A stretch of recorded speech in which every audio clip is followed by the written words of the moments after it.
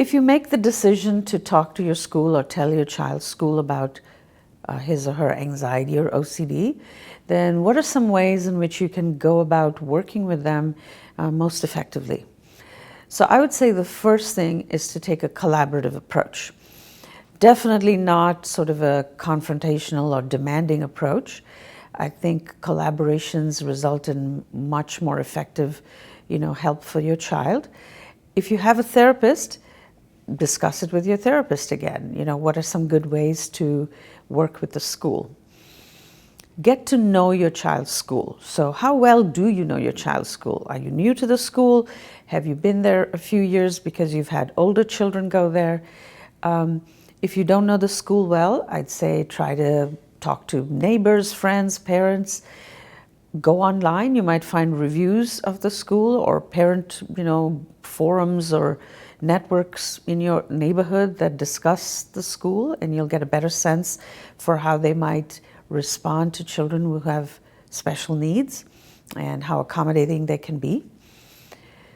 The next step then is to find, ideally, a single point person at the school. So rather than sort of just, shoot in the dark or just to, do a willy-nilly approach, it's good to find one person ahead of time that you've identified as probably the most sympathetic or the most understanding, who can be a good advocate for you.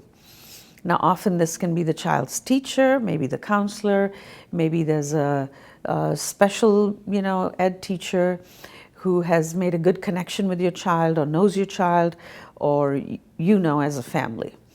And then that person becomes the go-between, or the person that then pulls the rest of the school team together to assist your child.